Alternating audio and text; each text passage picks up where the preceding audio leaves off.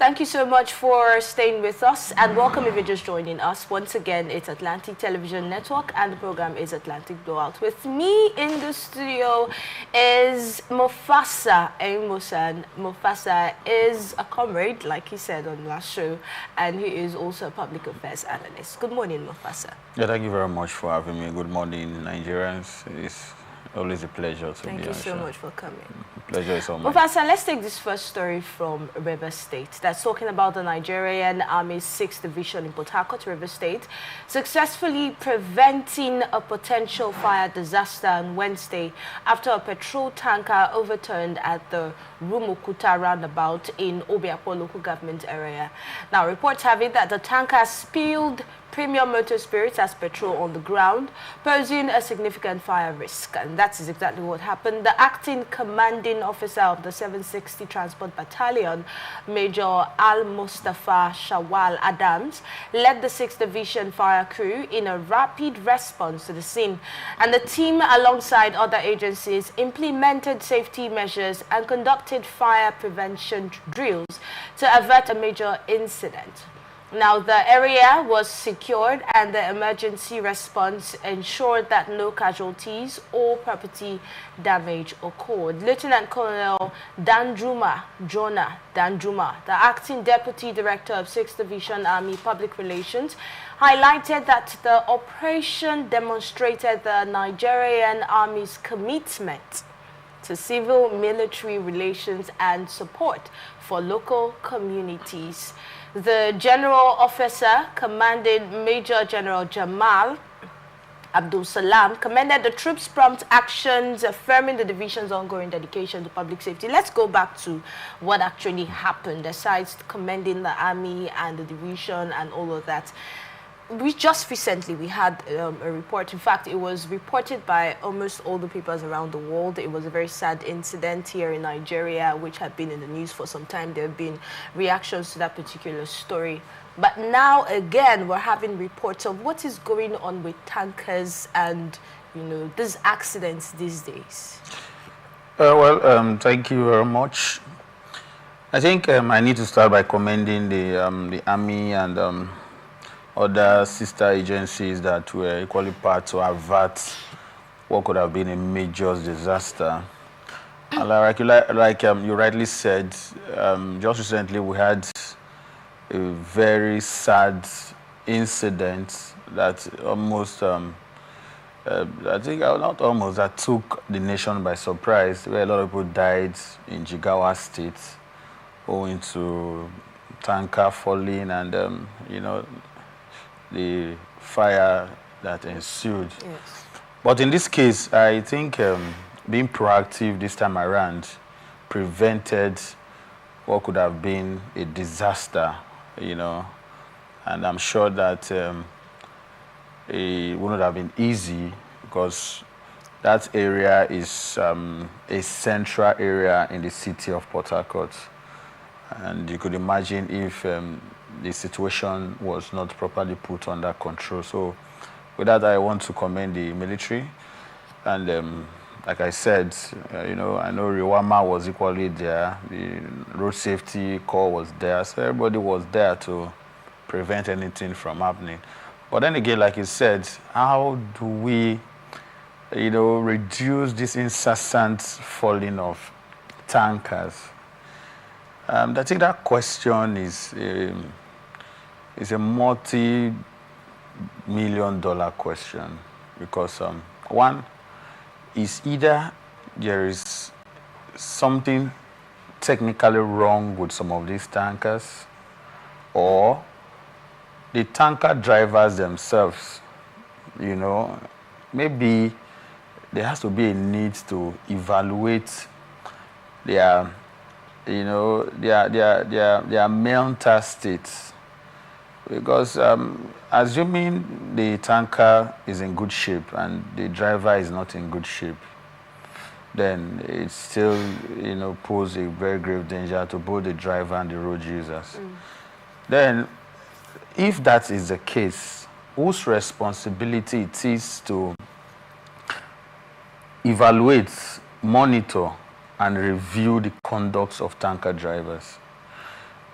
we are aware that most of these drivers are usually under the influence of substances, and you could imagine what that could do to the mental stability of somebody that is moving around with not just a tanker, but tanker bearing products that is highly inflammable. So for me, it's going to be a responsibility of both maybe the Tanker Drivers Association, the tanker owners themselves, and the National Union of Road Transport Workers. I think they are somehow affiliated, you know, with the Tanker Drivers Union, then the Federal Road Safety Corps. You know, so it has to involve all the major stakeholders in the transport, you know, sector to demystify why do we continue to have these cases of tankers falling. And you know that, you know, it's something that whenever it happens and, you know, there is an inferno, the amount and number of casualties are usually in a very high side. So these are the issues. The stakeholders in the sector need to look into this aspect. Is there anything wrong with the tankers?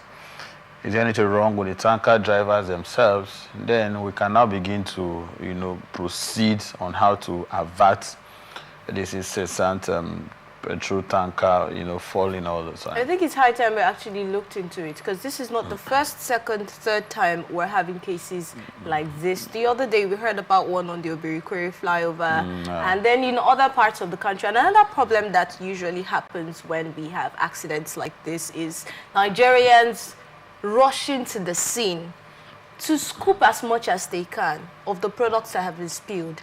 And a lot of times you wonder why, because you see in the news that the last time such a thing happened, and the people who did this, they lost their lives. But the next time it happens, you still see people rushing to the scene to repeat the same thing. So that's another angle that should be looked at. While we look at the tanker drivers and putting up measures to curtail to stop this accident, you know, reduce the rate of the accidents, we also need to look at the people now. So let's look at that aspect. Now, what do you think can be done? Yes, you know, they said it is a material condition of a man that determines his consciousness, and that's philosophical anyway. If you have nothing to live for, you'll be willing to die for anything. That's not to validate people putting their life in harm's way just to eke out something for themselves. But then again, what are the root causes of people knowing fully well the inherent danger in what they are doing, yet they still put themselves on the line of danger? What does that tell you? The level of poverty in the land has made people to, you know, throw caution in the wind, and, you know, so it's really unfortunate. But then again, I think poverty. No, of course, if you have something doing, and this has been for a long time. That means poverty has been on the land for a very long time. Yes. Yeah, so that is why. But then, aside that, remember the last time it happened. Not the last time. One of those times it happened in my area. I remember once. I saw people rushing out, and these are not people who don't have things to do. These are people who have businesses. But they were trying to just see how they can pick up one or two for themselves for a day or two. So aside poverty, if you have something meaningful doing, like for instance, I'm sure you equally need fuel. Now that you are here in the studio and you hear that a tanker falls somewhere, in, so that's will you rush? The difference now is not just. That's what I'm saying. That if you have, if you know what I'm saying, the orientation also poverty. matters. Agrees. Yes, I agree with you, but I think poverty is largely, see, let us not shy away from the realities on the ground. Poverty is largely the cause of why people would, regardless, they know, like you rightly said, people just died in Jigawa in droves. Now, assuming this situation was not properly controlled by the Nigerian army and the other agencies that were on ground, I'm sure people would have still rushed down to that place and tried to scoop fuel. How much is a liter of petrol? So you could imagine if somebody can get 10 liters, calculate 10 liters by 1,000 naira. That is what the president told us. Equivalent to his life. So you can imagine. So as I said, if you have nothing to live for, you'll be willing to die for anything. If you feel you have nothing to live for. It's a thing of the mind. And how many people would reason like that? You know, I just told you that it is a material condition of a man that determines his consciousness. At times, when you begin to look at things and it's okay, let me see, okay, by the grace of God, let's see if this one, I will be lucky. Mufasa, what about orientation? What about educating these people? Have you heard of incidents where, or maybe a fire incident, and then some people outside are thinking, oh, maybe that victim did not do the right thing. All I have to do is just go there. I won't spend so much time and then I'll run out. You know, did they have a wrong ideology about the whole scenario? So they feel like they could be smarter than the people who lost their lives in another state. No, that's why I'm saying that. You think they don't know. Orientation can only be given to people who are completely ignorant. You know, when you are ignorant of the danger that is prevalent in activities like that, that is a different case. You don't even know. But in this case, they know. You know, they know that. So they are willing to take the risk. They know. You know, I think the best way to check these things is to, one, like we discussed in our initial, the position is, let us ensure that we don't have tankers falling every now and then, and also we have to be proactive, like what they did. You know, if it happens, people have to be on the ground to prevent people from coming, while we urge government to ensure that the people have a good life. That's the responsibility of governments. You know, ensure that the poverty is reduced to a minimum level, that I don't really need to be interested in, a tanker that fell and the products are spilling, the products are being spilled on the roads, because I know that, the risk cannot be measured with what I'm doing now and equally my life. So these are the things. It is something that has to do with a broader spectrum. You know, both governments, stakeholders, orientation is also another place. Orientation can be too much.